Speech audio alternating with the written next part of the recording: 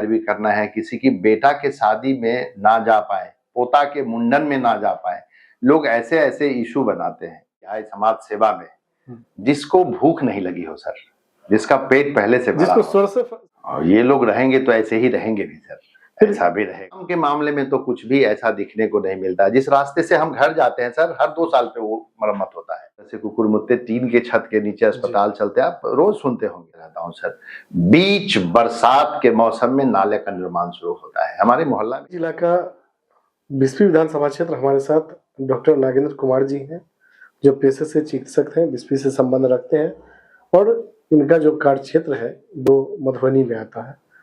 आज के समय में जो प्रोफेशन सबसे ज्यादा बदनाम है वो एजुकेशन और हेल्थ है, बावजूद उसके आज भी इनके यहाँ की जो व्यवस्थाएं हैं वो सबसे अलग करती है। और आज की डेट में अगर ये कहा जाए तो ऐसे लोग इस फील्ड में आए हैं, मेडिकल फील्ड में आए हैं, जो एन केन प्रकारेण पैसा तो कमा लेते हैं और उसको ब्लैक को व्हाइट करने के लिए एक अपना नर्सिंग होम खोलते हैं और डॉक्टर बुला के वहाँ नर्सिंग होम चलाते हैं। लेकिन अपने दम पे 2011 से स्ट्रगल करके आज तक यहाँ पहुंचे हैं।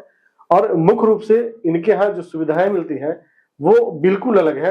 जो एक सरकारी हॉस्पिटल में सरकार कहते हैं कि हम ऐसी व्यवस्था देते हैं, लेकिन वो इम्प्लीमेंट नहीं होता है। लेकिन अगर इनके हेरिटेज अस्पताल की बात करें तो निश्चित तौर पे इनका बहुत सराहनीय काम है। चाहे वो पेशेंट को भोजन की व्यवस्था हो, रहने की व्यवस्था हो, फ्री में मिलती है, कोई पैसा नहीं लगता। और सबसे बड़ी बात, ऐसे लोग जो आज के समय में इलाज के लिए आते हैं, जो हैंड टू माउथ होते हैं, सोर्सेस फॉर इनकम का कोई रास्ता नहीं होता है, उनके लिए जो इनके दवा का कॉस्ट होता है अगर वो दे देते हैं, उसके अलावा कोई चार्ज नहीं लगता है, तो ये सराहनीय है।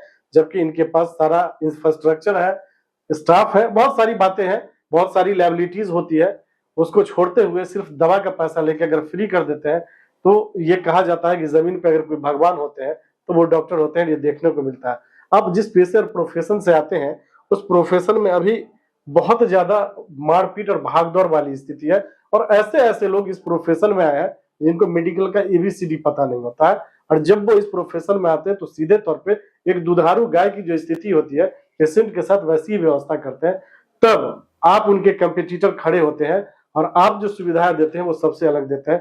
तो निश्चित तौर पे आपको भी इस प्रोफेशन में परेशानी उठानी पड़ती होगी। बिल्कुल उठानी, क्या मानते हैं?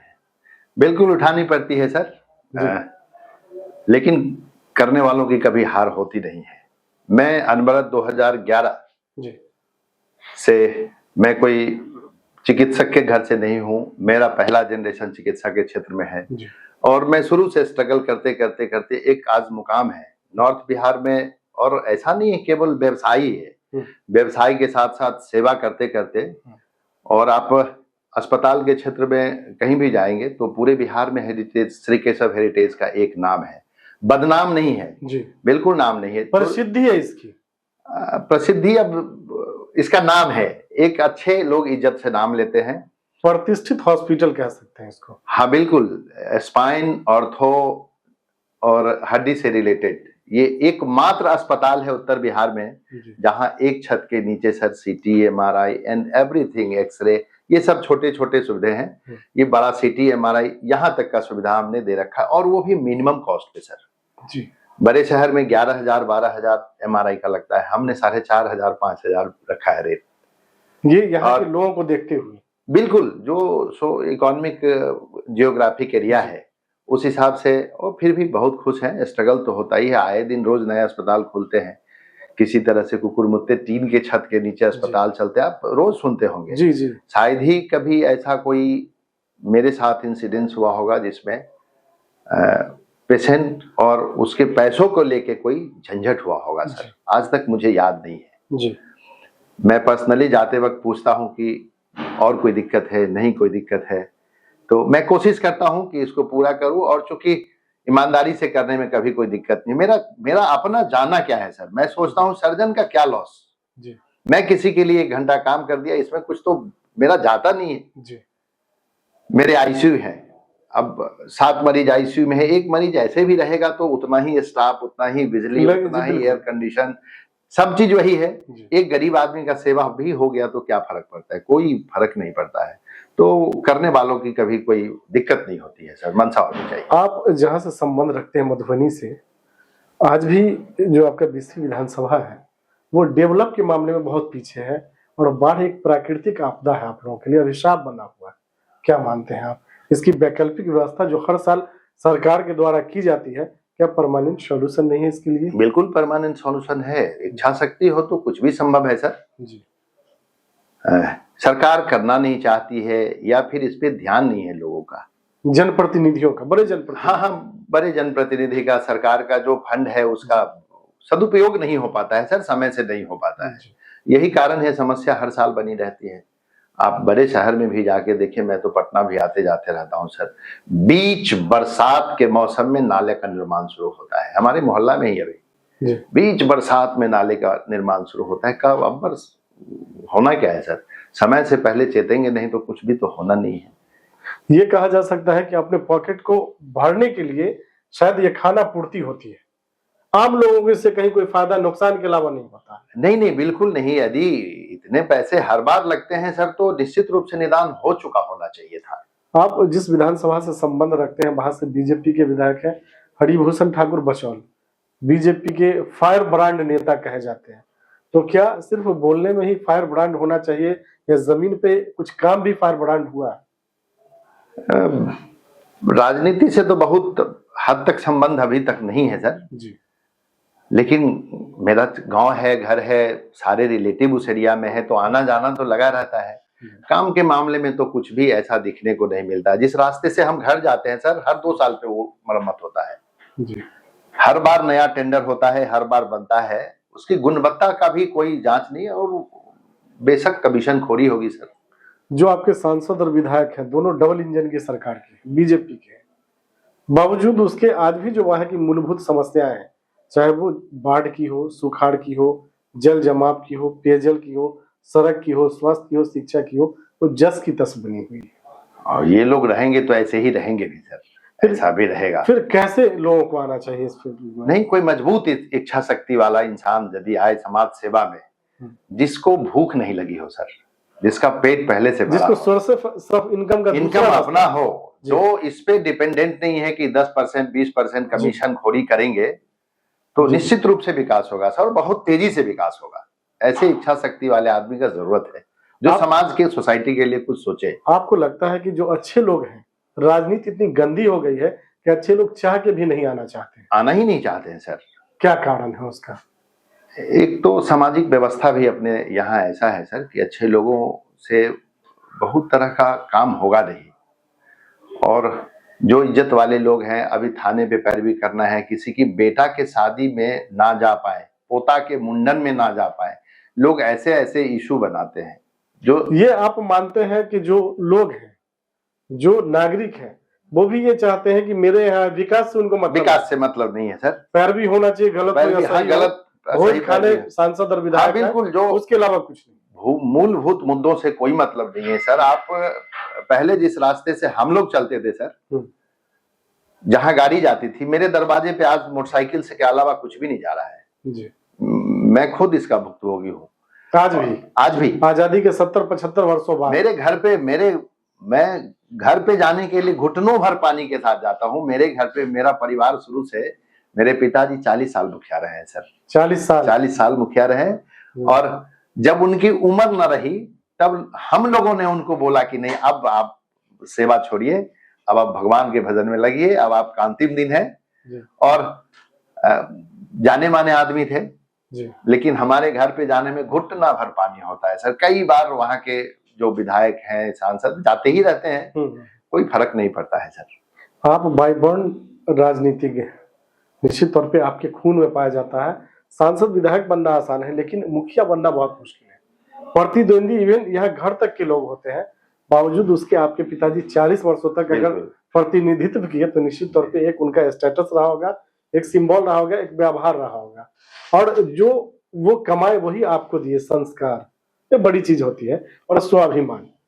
आम लोगों की एक डिमांड है बिस्फी में कि डॉक्टर नागेंद्र कुमार जैसे लोगों को आना चाहिए, पढ़े लिखे लोगों को आना चाहिए, और अगर पढ़े लिखे लोग नहीं आते हैं, जिनका पेट भरा हुआ है वो नहीं आते हैं, जिनका सोर्सेस ऑफ इनकम मजबूत हो वो नहीं आते हैं, तो निश्चित तौर पर ऐसे लोग चुनाव जीत के जाते हैं जिनको विकास से कोई मतलब नहीं होता है।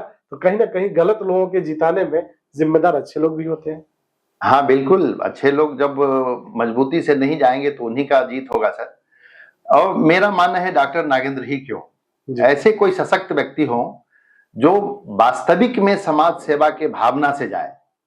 और बहुत काम है सर करने को, और छोटा जगह बिस्फी, कोई एक विधानसभा, कोई भी विधानसभा 5 साल में बहुत काम कर सकते हैं आप जी, इच्छा शक्ति हो तो। हाँ, इच्छा शक्ति रोड मैप हो तो बिल्कुल बहुत अच्छा काम कर सकते हैं आप। 2-4 और 2-3 पंचवर्षीय में तो आप काया पलट कर सकते हैं सर जी। इसको बहुत सुंदर बना सकते हैं।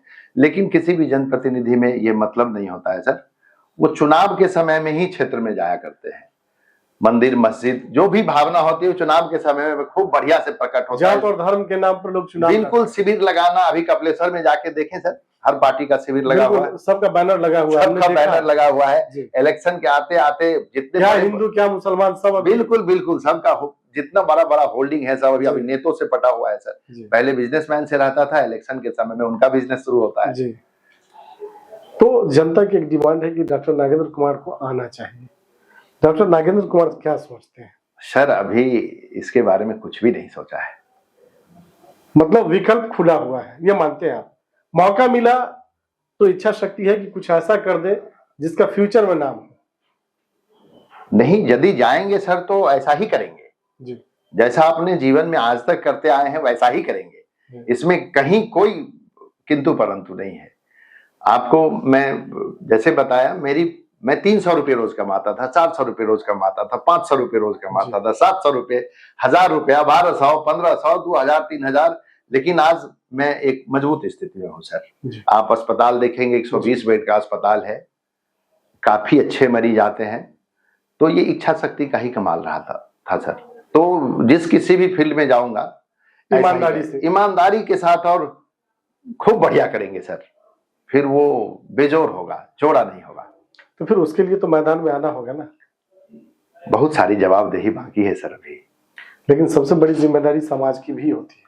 इस समाज में आप पढ़े पले बढ़े, उसका भी कहीं ना कहीं आप पे कर्ज है। एक कर्ज तो आप अपने प्रोफेशन के माध्यम से उतार रहे हैं, जो आज के समय में विधवाएं होती है कम उम्र में, जिनके छोटे छोटे बच्चे होते हैं, उनको आपके हॉस्पिटल से ये सुविधा मिलती है कि उनके और उनके बच्चों उनका मुफ्त इलाज मुफ्त होती है, चाहे वो कहीं के होते कहीं के हो। तो ये आप बड़ी जिम्मेदारी आप निभा रहे हैं। लेकिन आप लोगों को यही सब देखते हुए एक उम्मीद जगती है कि शायद अगर ऐसे लोग आते हैं जो किसी पद पे नहीं रहते हुए ईमानदारी से और अच्छा काम कर रहे हैं, पद पे आते हैं, तो शायद और ज्यादा विकास हो सकता है और आम लोगों का भला हो सकता है।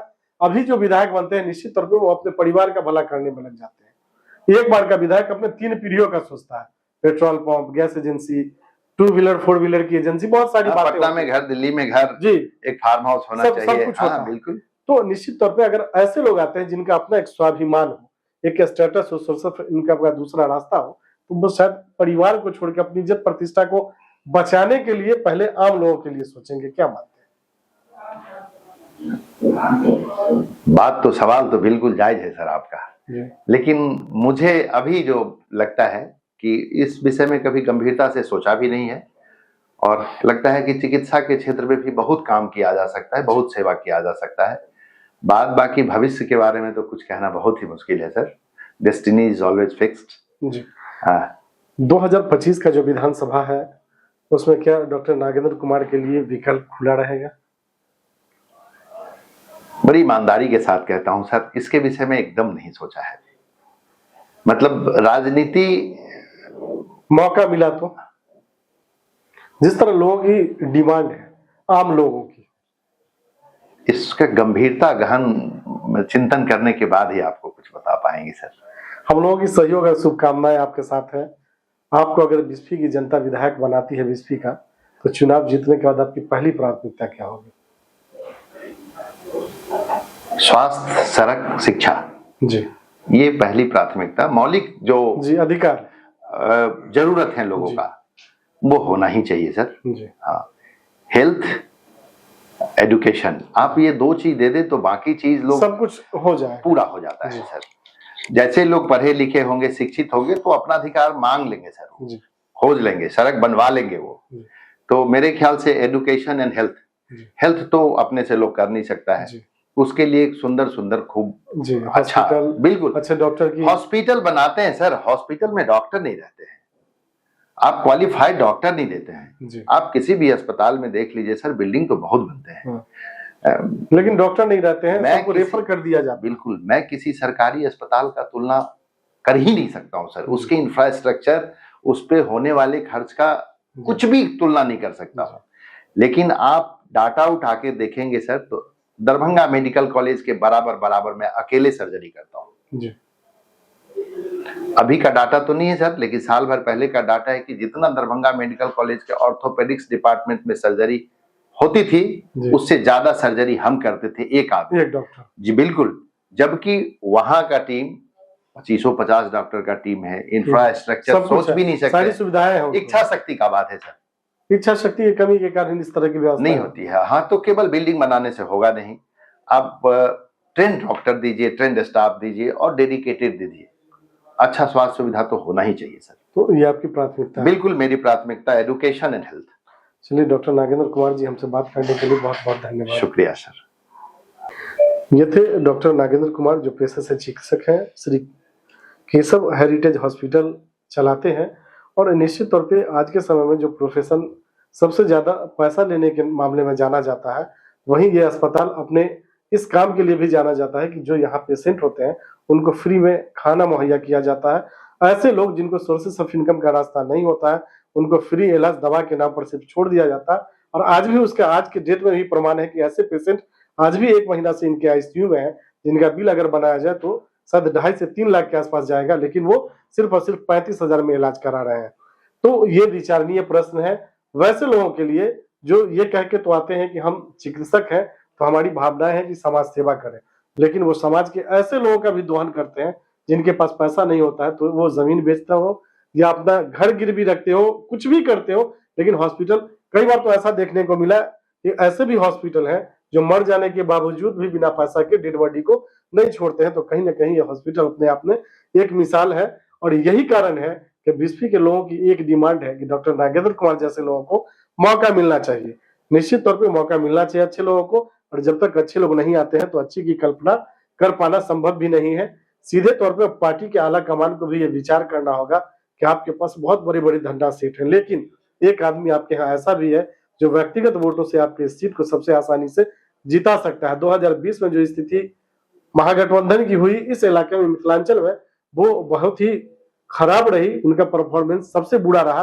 निश्चित तौर पे अगर पार्टी चाहती है कि इस बार खुद के दम पे सरकार बनाया जाए और तेजस्वी यादव को सीएम बनाया जाए, तो शायद ये सुनहरा मौका है। लेकिन एक गलत प्रत्याशी का चुनाव और एक सीट हारना बहुत आसान हो जाएगा।